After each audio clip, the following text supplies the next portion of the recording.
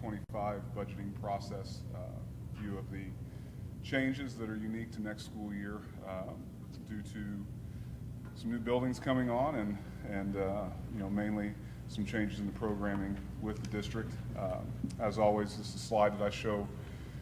First slide every year. These are the 6 funds that we're talking about when we talk about the budget process. These are the funds that we turn into the Department of Local Government Finance to ultimately be approved by our taxpayers. Gives you an overview of what these funds do, largely people. And our 3 funds to the left, our 2 debt service funds solely make debt payments, and then our rainy day fund is for one-time rainy day expenditures. I do include this reminder to the board mainly because it's going to segue into our next slide.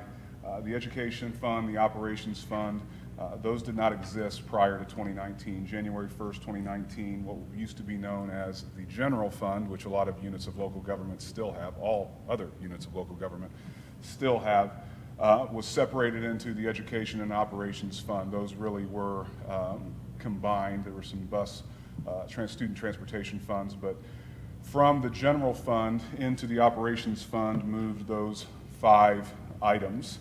Only one item moved from another fund to the education fund, and so what we get at here is the idea that the operations fund for almost every school is underfunded from property tax dollars, and so that is supplemented with a transfer from the education fund to the operations fund. 10% is the guidance from the state.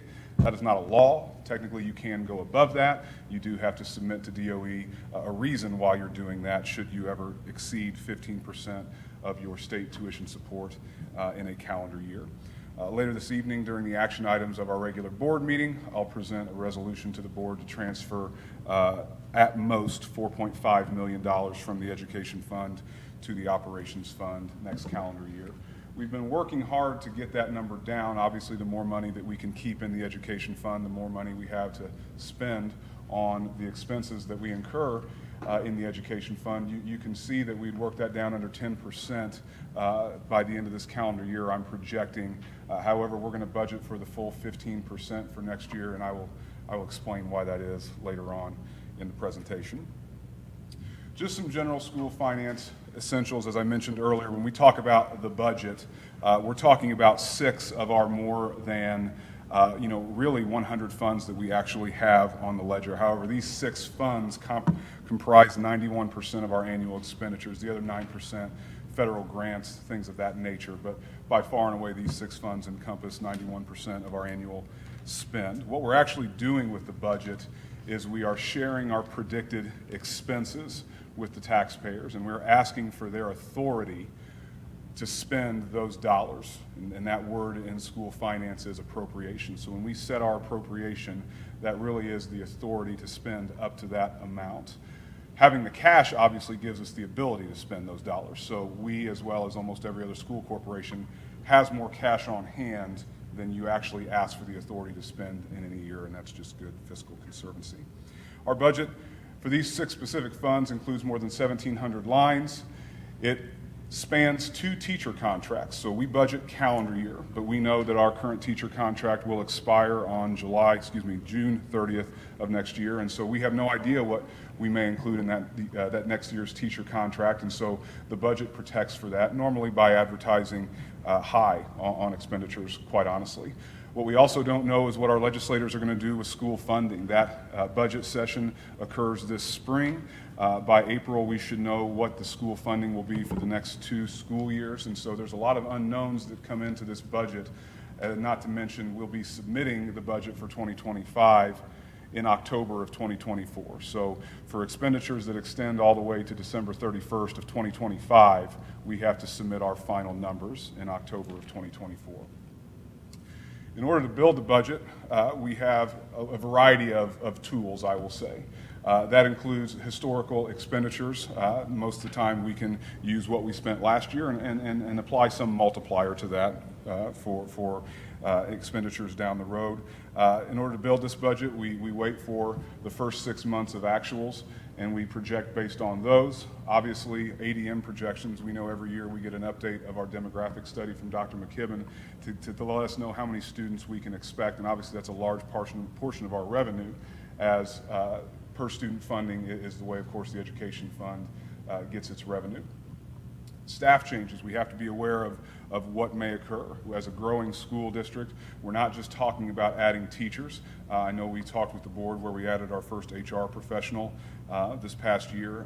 Items such as that are just the reality of a growing district, and that, of course, involves additional staff and maybe even some additional programming.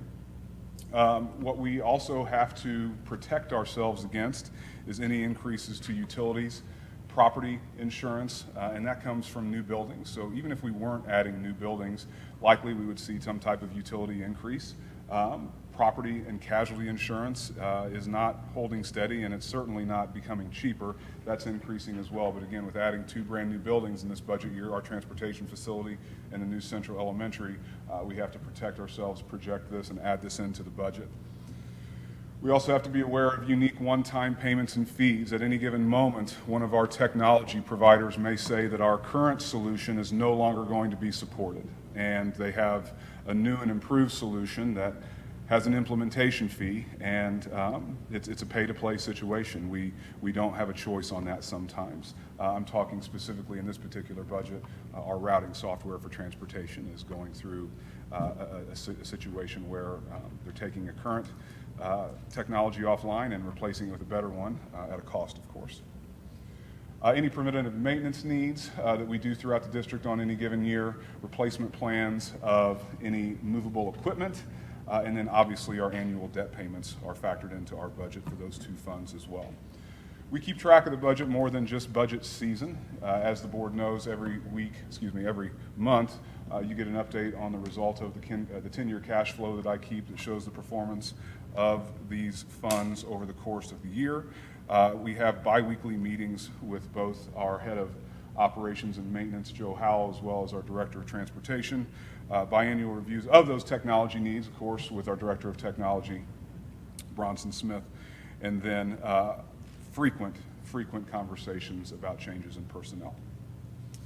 Wanted to give the board an overview of how we finished last year. 2023, we asked for the appropriations on the left and finished with actual expenditures on the right. Again, as the board knows, we are asking for generally a higher appropriation than we may spend, again, due to any of those factors I talked about where we just don't know what some expenses may be. And so, again, the strategy there is to advertise high.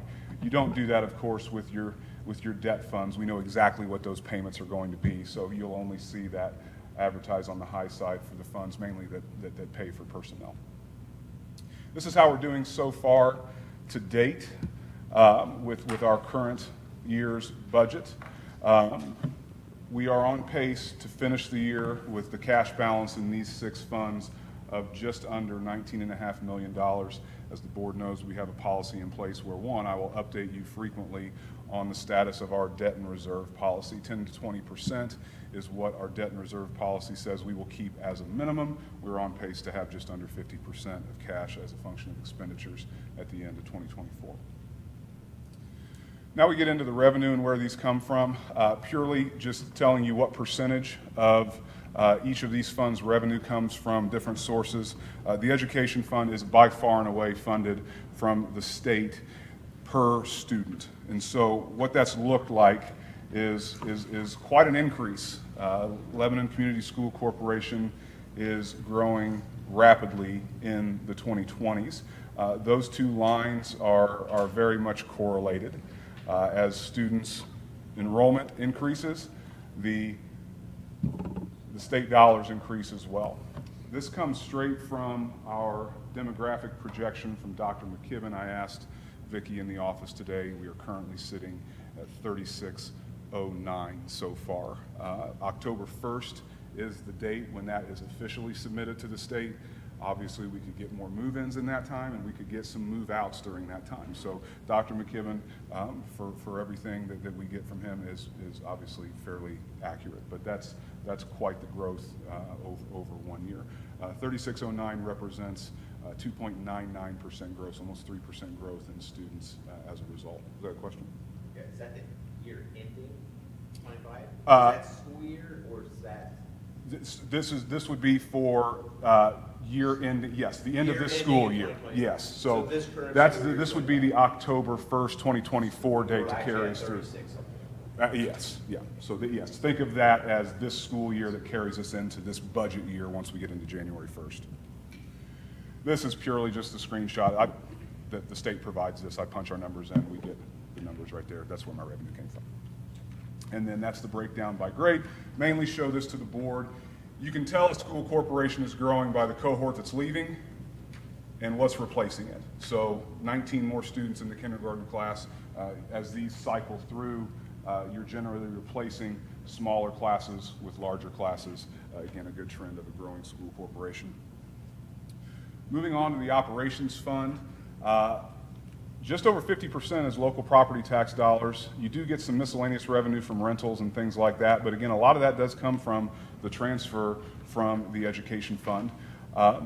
Looking at the remaining property tax supported funds here, the operating referendum fund only gets its revenue from local property tax dollars, and of course, these all include local income tax, commercial vehicle excise tax, and one more that is license excise tax. There you go. Oh, sorry, financial institution tax. Moving through debt service, again, just a historical performance of our revenue in these funds. The debt funds obviously is a function of what you levy. You're going to levy your payment. So whatever debt payments need to be paid, that's how much money you're going to levy in these two remaining funds. I wanted to show the board what our AV has done. So there's a lot going on here, all right? So our black bars, that is the non-exempt AV, and that is the assessed valuation of our community that our operations fund and our debt service fund pull from. The gold bars are the non-exempt AV, or what I'm calling the referendum certified net assessed valuation, and that is where our operating referendum and our capital referendum pull their AV from. The line is simply showing the growth of the black bar year over year. So this bar is 5.77% more than the previous year. What has gone on in this school district is a massive growth in assessed valuation in the non-exempt fund from 22 to pay 2023. Last year we grew by 14.14%. Later on this evening I'm going to ask the board for our approval for the engagement with Policy Analytics to continue their annual property tax analysis. They will admit that they are incredibly conservative, and last year the folks at Policy Analytics told us 5.65. As of this afternoon at 4 p.m. I checked, we still do not have the assessed valuation.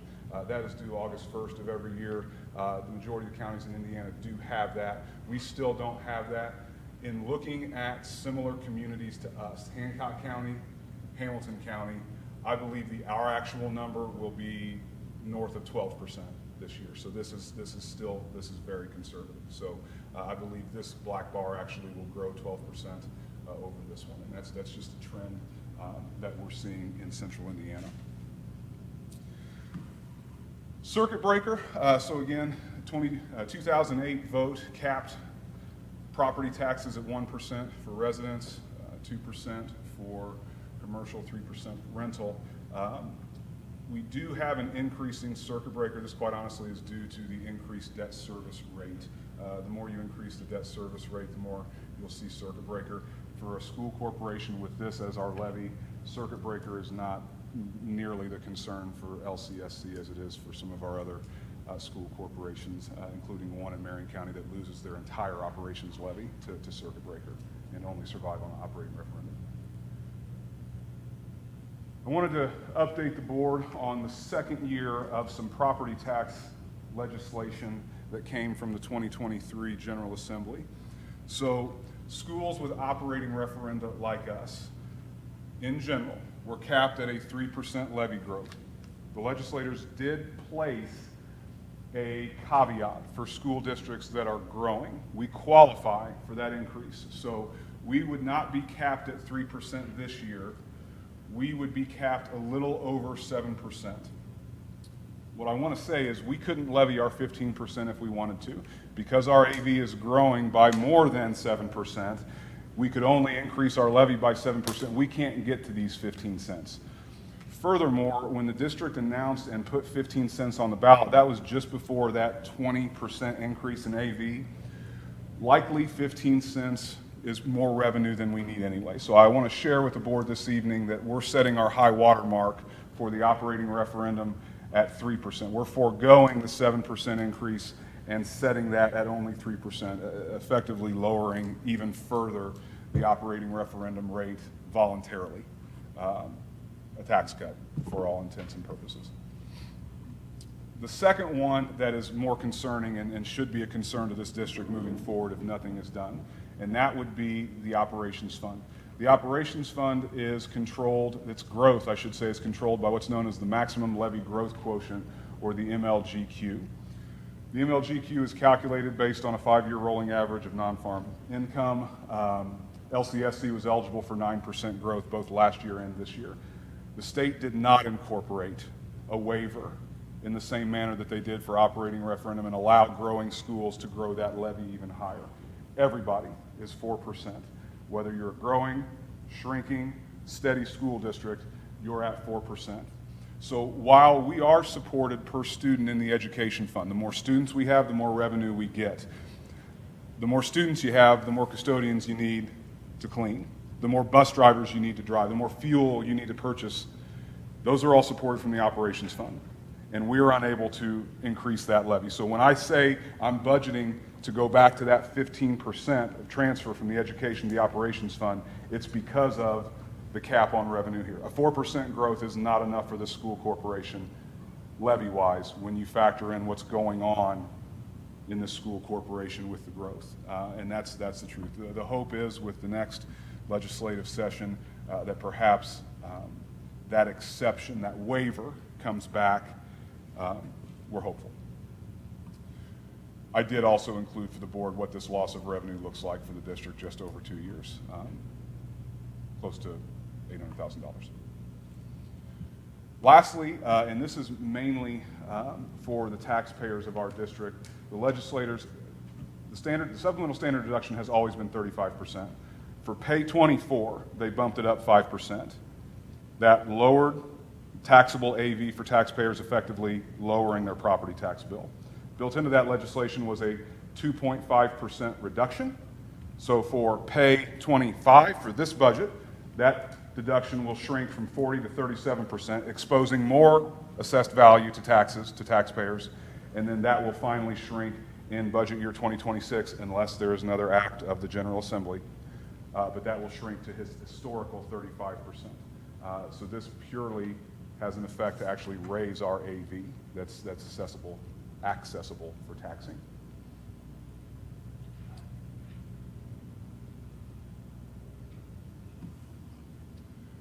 As the board's aware, I've shared this slide many times. However, we had gone many years in the past. We did have a year in 2020 where we were down at 87 cents. It basically blew up the entire y-axis. I've eliminated that year to show the steady decrease again. We don't know where this will be until the 1782 process for 2025, but all signs are pointing to perhaps even south of 99 cents, into the 98s perhaps. This is new this year. I wanted to show, this comes from Policy Analytics, that report that the board commissions. What do other districts that look like us, how do they tax their communities? And so what this is this roughly shows school corporations around the state that have an ADM similar to us, 3,500. And what I want you to notice here is how many different funds these other school corporations have. Most of them are strictly operations and debt. They don't have an operating referendum. They don't have a capital referendum. Yet we are right at the median, and there are only 3 other schools on this list that are even growing. The rest are holding steady or declining. And so what does a 99-cent tax rate look like for school corporations like us across the state? There are a lot of factors that go into that. what the community buildup is, things of that nature. But in general, this gives us a good look of where we are across the state for schools of similar ADM. This is Boone County. So again, our Boone County peers generally feature fewer funds. Some schools have an operating referendum like we do. But again, just wanted to give the board an idea of where we look like statewide for similar schools and what we look like in our community in Boone County and where we sit tax rate wise. Again, I do want to point out we're second lowest, Western Boone just the 2 funds. We've got the 2 referendum funds associated with ours. So that's a general look at the revenue. Again, the 3 funds on the right. You notice that the rainy day fund is absent. Again, we're budgeting 6 funds. The rainy day fund gets no revenue from property tax dollars, and there's no plan to spend any rainy day dollars, although we do appropriate it in case it rains. So expenditures, again, just showing the board the general plan for expenditures for this year. We'll move through these quickly for the most part, but just a general percentage breakdown of where we spend our dollars in these funds. That is in the packet that's in front of you this evening. We do like to share our referendum spending plan. This is our operating referendum. Again, by far and away, we're spending over 80% of this on people, whether that is new programming we've added, PBI SIAs, STEM teachers, items of that nature. But again, when we went out for the referendum, we shared a few tenets that we would address with the referendum: enhancing academic programs, safety and security. Our community told us that they value an SRO in every building, and that is the expenditures that we will see for running that SRO program. Attracting and retaining. This includes some various benefits and support, I will say, some positions that support teachers that we feel makes it attractive to stay and come to Lebanon. And then district operations, this gives us a little bit of help paying our gas bill. So we have our gas bill in here, as well as salaries for grounds personnel. Finally, our debt service payments in both funds. And that is an overview of our expenditures. Lastly, we get to our role in communicating this with the taxpayers. By law, we have to advertise Form 3 no later than 10 days before our budget hearing, which is in September. If we had the AV already, I'd advertise it tomorrow morning. But as always, Boone County generally tends to lag with getting AV published. So I will be holding off at the board's permission actually publishing that. It helps us a lot to publish a realistic number if we know the actual AV. Right now, we have added a 20% growth, which is an oh my gosh, this is outland. But if we don't have that AV before 10 days before the hearing, we're going to keep that in there and then bring it down during the 1782 process. But that's important because this is our one chance to set our maximum levy, shy of doing an additional appropriation hearing sometime next budget year. The same thing we had to do last year too, right? Which part?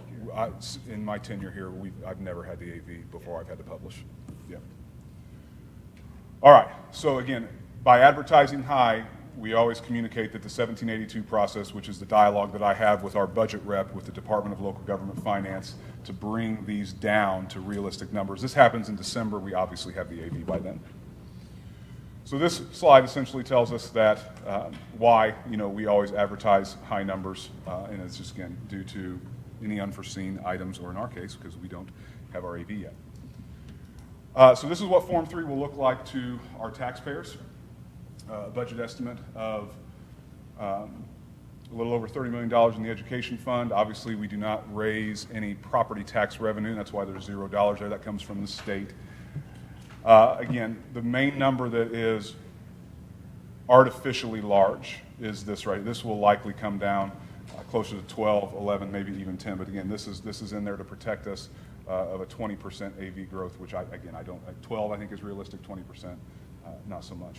Again, $0, we don't levy anything property tax-wise rainy day, but in case it does rain, don't want to have to do an additional appropriation hearing to spend rainy day dollars. Just a general budget tactic that we do plan not to spend, but we don't have to have a special hearing of the board if we do want to spend it. So here's our next steps. Later on this evening, or actually at the conclusion of my presentation, just a few nods or yeses, approval to advertise this no later than 10 days before our budget hearing, which is our September board meeting. Also tonight, we will have during action items, resolution to transfer from education to operations 15%. What will happen when we have when we advertise the budget, we'll also post our capital asset and bus replacement plans. Those are just part of the budget process. We'll have our public hearing, which is just at the very beginning of our normal regular meeting in September.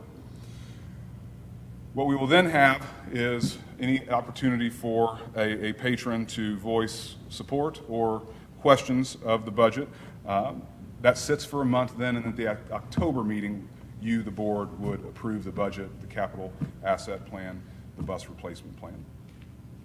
And then this is something that involves me and not the board, but during December, we will again have that dialogue to finally set tax rates, budgets, levies, things like that, once we have a lot more information, mainly finalized enrollment and assessed value. Should we need it, and I see no reason that we would right now, we do have the option in this year's budget, if we run short on appropriation, to have an additional appropriation hearing and ask the public to allow us to spend a little bit more this year. Again, I'm just purely sharing that as that could happen. I see nothing right now where that would be the case. So, with that, questions? ADM date is September. Used to be. October. Used to be. With this past General Assembly, they moved it to October 1st every year. It used to be the second Tuesday of September. Now they just said whatever day October 1st is.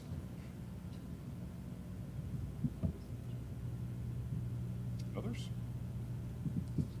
It would be interesting on the slide to show us against versus the other schools. Boone County schools or statewide? Boone County schools? Okay.